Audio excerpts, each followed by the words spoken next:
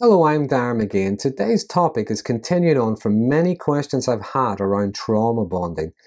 Now, in previous videos, I've looked at what trauma bonding is, I've looked at the stages of trauma bonding, I've also looked at some of the signs and the effects of having been trauma bonded, and I'll put the links to those videos in the description of this one if you want to check them out.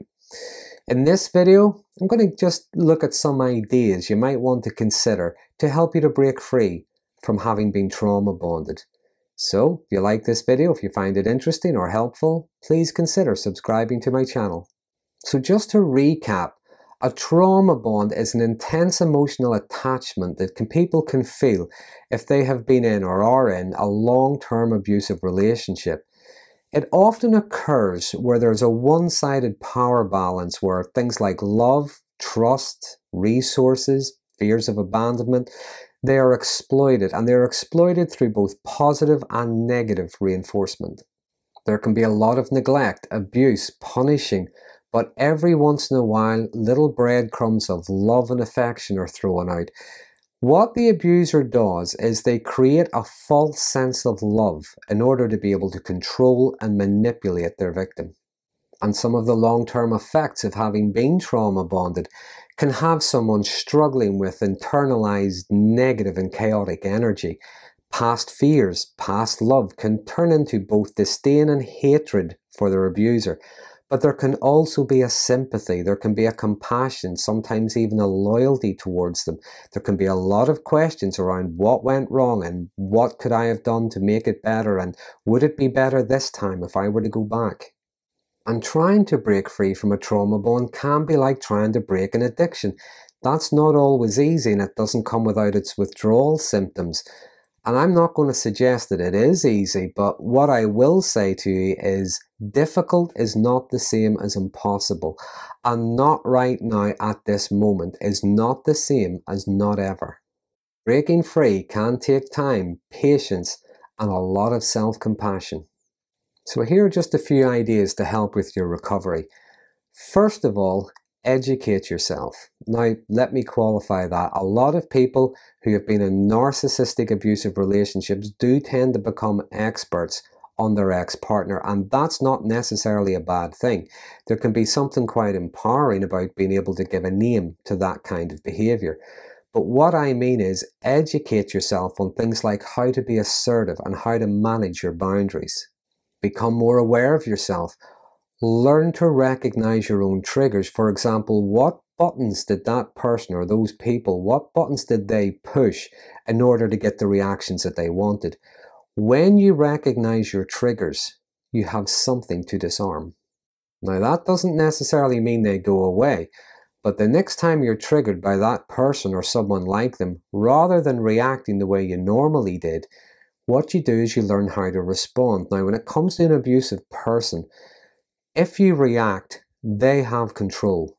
If you respond, you have control. Also learn what a healthy relationship looks like. Now, it doesn't necessarily have to be a romantic one. It could be with work colleagues, friends, family members.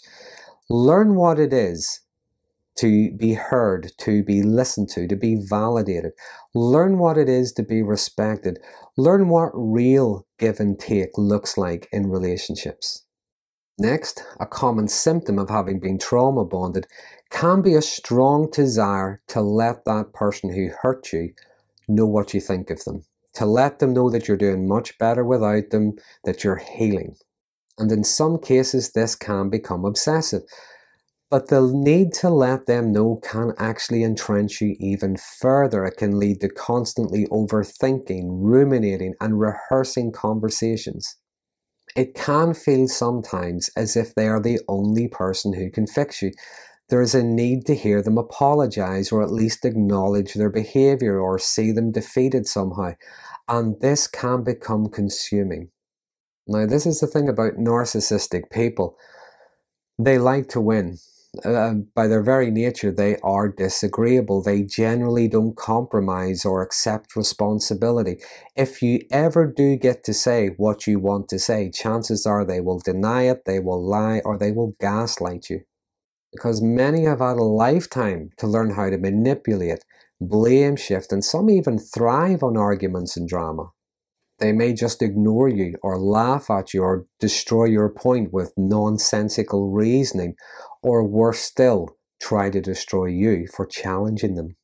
So maybe take a step back, try to create some space, some distance, and in that space, it can be easier to use that same energy to work towards your recovery.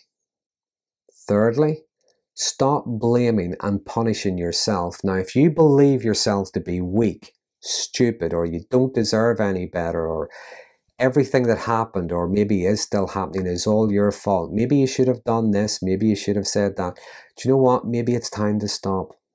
Now, I know that sounds easier said than done, but if that was a long-term relationship, chances are you were brainwashed. Maybe now it's time to do a little bit of unbrainwashing. Show yourself, treat yourself with a little bit of compassion. Become emotionally available to yourself. Now, in abusive relationships, it's not uncommon for people to internalize their thoughts and their feelings. This is usually out of fear, shame, and guilt. They're going to be belittled somehow. And when these things become internalized, they can become quite corrosive. So maybe name your feelings, own them. Learn to express them in a healthy way. Learn how to regulate them. Your feelings can inform you. They don't necessarily have to make decisions for you. And to help with that, learn how to self-soothe. Make decisions that will support your self-care. Talk to yourself in a compassionate, reflective, and understanding way. Remind yourself that you're on a journey of healing, and constantly berating yourself might be holding you back from healing. Next, recognize that maybe you're grieving.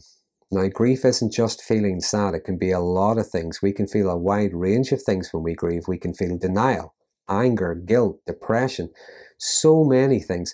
But recognize you're grieving and recognize what you're grieving. Because often at the end of narcissistic relationships, we grieve the version of them that we fell in love with, not the real them that we got to know. We grieve the relationship we would have liked to have had, not the one we actually had. But also when it comes to that grief, maybe recognize, maybe you're grieving a part of yourself, a part of yourself that loved them once, a part of you that wanted, needed, and longed for them. That part of you that felt absolutely wonderful and amazing in those early stages when they were love bombing you. You may also grieving all that time, money, energy, affection that you wasted on them. And I think that grieving that part of ourselves is one of the reasons why breaking a trauma bond can be so difficult. So in order to maybe help with that, maybe think about building supportive relationships with others. Because if you think about it, abusive people really tend to isolate their victims in order to be able to trauma bond them. So a good way to help dissolve those bonds is to utilize as much support as you can. Utilize healthy, supportive people around you that bring out the best in you and that care about you. Maybe consider joining a support group. Now, support groups can give you a place to not only talk about your experiences, but listen to the experiences of others. And hearing from others who have been through similar things can help you realize that actually you're not alone. And that can bring a sense of connection. You might want to consider talking to a counselor or a psychotherapist. Therapy can be helpful in many different ways. It can provide education and context. You can discuss and explore strategies to aid with the healing process. And lastly, recognize that your recovery is a journey. It's not a mad dash. So there are just some ideas to help with breaking trauma bonds. There are many more things I could have added, and maybe I'll revisit this topic at some point in the future. But in the meantime, I would encourage you, if there's anything that you've found helpful that I haven't mentioned, and if you feel comfortable enough, please use the comment box below.